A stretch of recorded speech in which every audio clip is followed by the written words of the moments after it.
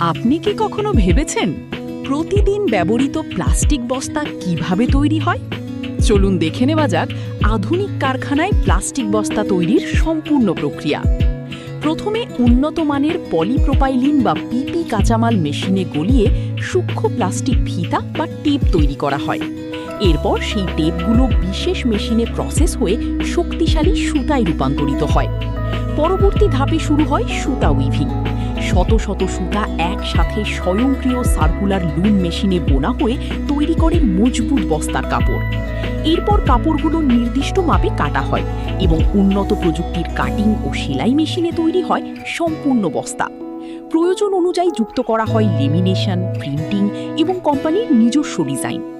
গুণগত মান যাচাইয়ের পর প্রতিটি বস্তা প্যাকেজিং করা হয় এবং দেশের বিভিন্ন প্রান্তে পাঠানো হয় চাল, আটা, ময়দা, পশুখাদ্য, পেঁয়াজ, আলু ও কৃষিপণ্য পরিবহনের জন্য।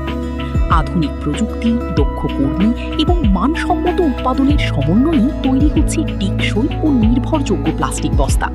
কারখানা থেকে সরাসরি মানসম্মত বস্তা পেতে আজই যোগাযোগ করুন এশিয়া বস্তা ভাণ্ডারে।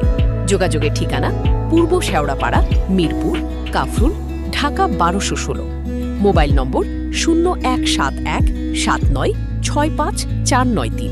হোয়াটসঅ্যাপ সংযুক্ত অথবা 01917965493।